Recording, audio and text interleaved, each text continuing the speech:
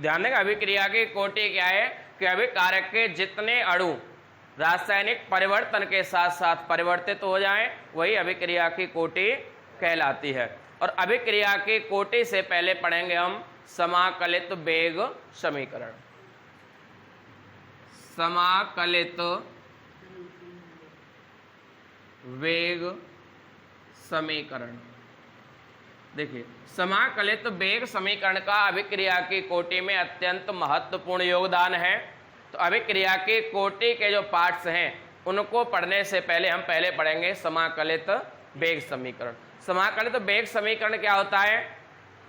जो वेग समीकरण है, वेग समीकरण का समाकलन, वेग समीकरण का समाकलन क्या कहलाएगा? समाकलित वेग समीकरण कहलाएगा। देखिए, तो वेग समीकरण क्या होता है पहले समझ लें। वेग समीकरण क्या है? अभिक्रिया के वेग व अभिक्रिया के वेग व अभिकारक के मोलर सांद्रण का संबंध क्या कहलाता है? वेग समीकरण कहलाता है। और वेग समीकरण का समाकलित रूप समाकलित वेग समीकरण कहलाता है। वेग समीकरण क्या है? अभिक्रिया के वेग व अभिकारक के मोलर सांद्रण के संबंध को वेग समीकरण कहते हैं और वेग समीकरण के समाकलित रूप को समाकलित वेग समीकरण कहते हैं। देखिए, बात करते हैं अभिक्रिया की कोटि के प्रकार। तो पहला पार्ट आता है शून्य कोटि की अभिक्रिया।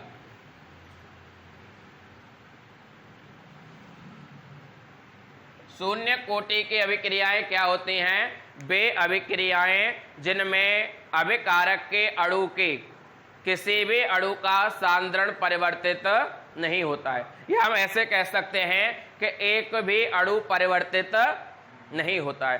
तो हम कह सकते हैं कि यहां पर परिवर्तित अणुओं की संख्या क्या होती है? शून्य।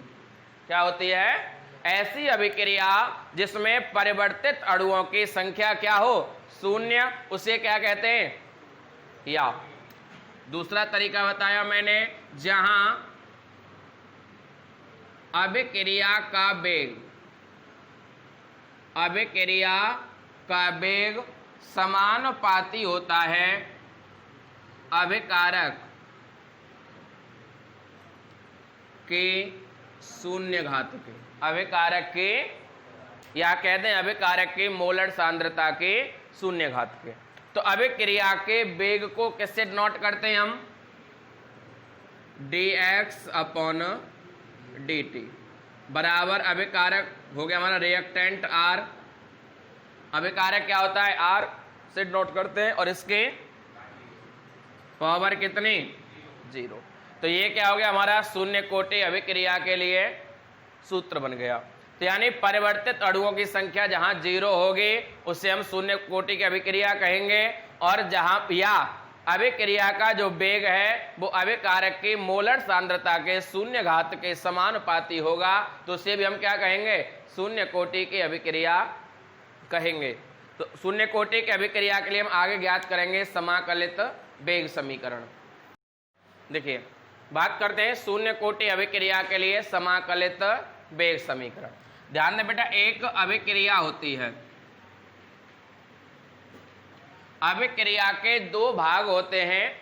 आगे वाला भाग अभिकारक कहलाता है और जो बनके तैयार होता है उसे हम उत्पाद कहते हैं। ठीक है, अभिकारक को इंग्लिश में रिएक्टेंट कहा जाता है, इसलिए इसको R से नोट करते हैं। और उत्पाद को इंग्लिश में प्रोडक्ट कहते हैं, इसलिए इसको P से नोट करते हैं। ठीक है, अब बात करें हम यहां प्रारंभ में, यानी जब t बराबर 0, t बराबर 0, t फॉर टाइम, जब समय प्रारंभ नहीं हुआ है, अभिक्रिया प्रारंभ नहीं हुई है, तो उस समय मान लिया हमने कोई अभिकारक A है। अभिकारक क्या है? कब? जब अभिक्रिया प्रारंभ नहीं हुई, तो अभिकारक हमारा पूरी मात्रा में हमारे पास है, जब अभिक्रिया प्रारंभ ही नहीं हुई है तो उत्पाद क्या होगा? 0 होगा। हम कहते हैं यहां t समय पश्चात भाई कुछ न कुछ समय तो गुजर गया, 1 सेकंड, 2 सेकंड, 1 मिनट, 1 घंटा, जब कुछ समय गुजर गया तो अभिक्रिया प्रारंभ हो चुकी है। अब अभिक्रिया प्रारंभ हो चुकी है तो उसका कुछ न कुछ भाग उत्पाद में बदला होगा। मैं पीछे बता चुका हूं कि जैसे जैसे अभिकारक घटता है वैसे वैसे उत्पाद बढ़ता है। जितना अभिकारक घटेगा उत्पाद उतना ही। अब मान लिया हमने यहां पर a-x, हमारे पास पहले अभिकारक की मात्रा a थी, अब उस a में से x पार्ट निकल गया, a में से x पार्ट निकल गया, तो जितना यहां से निकला है उतना इधर जुड़ेगा, बराबर कितना पार्ट बन गया? यानी यहां से x पार्ट खत्म हो गया, यहां पर वो जुड़ जाएगा। ठीक है, अब बात करते हैं अभी शून्य कोटि अभिक्रिया के लिए वेग समीकरण की। तो शून्य कोटि अभिक्रिया के अनुसार भाई हमने कहा था कि अभिक्रिया का जो वेग है, अभिक्रिया का वेग है जो dx/dt वो समानुपाती होता है अभिकारक के शून्य घात के। ये तो कहा था भाई, शून्य कोटि अभिक्रिया में कहा था कि अभिक्रिया का जो वेग होता है वो अभिकारक के मोलर सांद्रण के शून्य घात के। हम इसको ऐसे लिख दें कि dx/dt और इक्वल k इंटू आर की पावर, जहां k वेग स्थिरांक है। ठीक है, और ये टोटल क्या है? ये है वेग समीकरण। क्या है? वेग समीकरण बन गया हमारा। अब बात करें, जब किसी भी संख्या की घात 0 हो तो उसका मान हमेशा 1 होता है। जब किसी भी संख्या, किसी भी अल्फाबेट, कितनी भी बड़ी संख्या हो, यदि उसकी घात 0 है तो उसका मान हमेशा 1 होगा। तो हम कह सकते हैं कि dx/dt बराबर k मल्टीप्लाई इसका मान क्या हो गया? 1। यानी कह सकते हैं कि dx/dt बराबर k। ठीक है, इस dt को इधर ले जाओ तो कह सकते हैं dx बराबर k into dt, k into, ये हमारा वेग समीकरण है। अब हमें क्या करना है? दोनों पक्षों का समाकलन करने पर, दोनों पक्षों का समाकलन करने पर जिसे कह सकते हैं इंटीग्रेशन 1 इंटू dx। भाई एक तो हम कहीं भी लगा सकते हैं, इक्वल टू k को अचर संख्या बाहर रखते हैं 1 इंटू dt। ध्यान रखिए, अवकलन में x का अवकलन क्या होता है? 1 होता है, और यहाँ उसका उल्टा हो जाता है समाकलन, 1 का x हो जाता है, 1 का x हो जाता है। जैसे अवकलन में d/dx x का मान 1 होता है, उसी प्रकार 1 इंटू dx का वैल्यू समाकलन में x हो जाता है। यानी सेम अवकलन समाकलन एक दूसरे के विपरीत होते हैं। तो यहाँ 1 का वैल्यू क्या आ जाएगा? x, k इंटू, यहाँ t के सापेक्ष कर रहे हैं तो 1 का वैल्यू क्या आ जाएगा? t प्लस k c, जहां c समाकलित स्थिरांक है। ये सभी समाकलन में लगता है c। अब बात करें, इसको कहते हैं समीकरण नंबर 1। प्रारंभ में दिया है x बराबर 0 और t बराबर, देखिए प्रारंभ में जिस समय अभिक्रिया प्रारंभ हुई थी उस समय t बराबर क्या था? तो x का मान भी क्या था? तो यहां मान रख लीजिए 0 बराबर K गुणा के 0 प्लस के C। तो C बराबर क्या आ गया 0, C बराबर 0 समीकरण नंबर 1 में रखने पर तो यह आ जाएगा x बराबर के t प्लस के 0। या कह सकते हैं x बराबर के t और k बराबर कह सकते हैं x बटे t। भाई t का क्या हो रहा है यहाँ गुणा, इधर हो गया भाग, और यही हमारा समाकलित वेग समीकरण है शून्य कोटि की अभिक्रिया के। तो इस टाइप से अभिक्रिया यदि पूछता है कि शून्य कोटि की अभिक्रिया ज्ञात कीजिए, तो आप पूरा उसका समाकलित वेग समीकरण सहित ही निकालेंगे।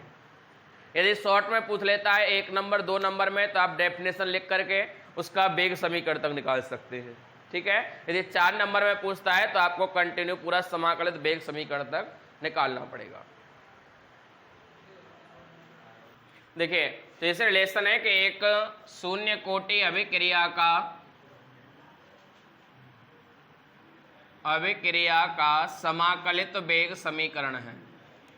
अब इसमें दे रखा है कि एक अभिक्रिया को 80% पूर्ण होने में 160 मिनट लगते हैं, 160 मिनट लग जाते हैं। अब ध्यान दीजिए बेटा कि यहाँ ये कह रहा है कि 80% अभिक्रिया पूर्ण हो गई। यानी देखो, पहले मैंने भी बताया था कि रिएक्टेंट और प्रोडक्ट, मानो हमारे पास प्रारंभ में A था तो ये 0 था, जब ये माइनस x हो गया तो ये x हो गया। भाई ये न्यूमेरिकल करेंगे तो ध्यान दीजिए A का मतलब है हमें संख्या परसेंट में दे रखी है, तो कुल कितना होगा 100% होगा। तो ध्यान दीजिए A का मान कितना हो गया भाई, प्रारंभ में जो पार्ट होगा वो कितना होगा 100% होगा। 100% को हम भिन्न में बदल दें, तो जब भिन्न में बदलते हैं प्रतिशत को 100 से गुणा कर दे भाग करते हैं, ये हो गया कितना, पूरा 1 भाग है हमारे पास, पूरा 1 कंप्लीट भाग है अभिक्रिया के लिए प्रारंभ में। अब कह रहा है कि 160 मिनट हो गई, 160 मिनट हो गई अभिक्रिया को चलते चलते। तो मैंने लिखा था t समय पश्चात, यही तो आया था, तो हम यहाँ क्या कह देंगे 160 मिनट पश्चात। भाई हमें समय दे रखा है ना, तो 160 समय पश्चात क्या हो गया x भाग अभिकार उत्पाद में बदल गया, यानी कितना 80%, ठीक है। यानी x हमारा कितना आ गया, टोटल हमारे पास 100% था, 160 मिनट के बाद उसका 80% भाग उत्पाद में बदल गया, तो x बराबर कितना आ गया 80%, या कह सकते हैं 80/100। 100 में से 80 भाग बदल गया, यह आ गया 0.8, ठीक है। तो x का मान कितना आ गया 0.x का मान। अब निकाल दीजिए, वेग स्थिरांक निकालना है। t बराबर समय हमें दे रखा है 160 मिनट, तो वेग स्थिरांक के बराबर होता है x बटे, यही तो होता है, ध्यान रखना बेटा। यहां इसका मतलब क्या है x है, यानी अभिक्रिया का शून्य समय से प्रारंभ हुई, भाई प्रारंभ में a का मान, ठीक है, माइनस AT यानी t समय पश्चात x का मान। यहां से हमने इसको a माइनस x को यहां s करके दिखा रखा है, ठीक है। तो यह आ गया k बराबर x बटे t। x क्या है 0.8 बटे 160, पॉइंट हटा दो, एक और 0 बढ़ा दो, कितना आ गया 8 बटे 1600, 8 दूनी 16, 1 बटे 200। हम इसमें भाग कर देंगे तो 0.5 बार, सॉरी भाग करें इससे, तो पहले ऐसे कर लो, इसे 1/2 गुणा 10 की घात 2, 2 से भाग करेंगे तो आ जाएगा 0.5 और गुणा इस घात को ले जाओ ऊपर 10 की घात -2 मोल प्रति लीटर प्रति मिनट। ध्यान रखना है, यदि समय हमें सेकंड में दे रखा होगा तो यहाँ सेकंड लगाएंगे, मिनट में है तो मिनट लगाएंगे, घंटे में है तो घंटा लगाएंगे। ठीक है, ध्यान रखना है, ज्यादा हार्ड न्यूमेरिकल नहीं होंगे, बस हमें ये पता होना चाहिए कि कौन सा मान किसका है। बाकी हमारे पास सूत्र होता है, ये वैल्यू रखनी है और डायरेक्ट सॉल्व करना है।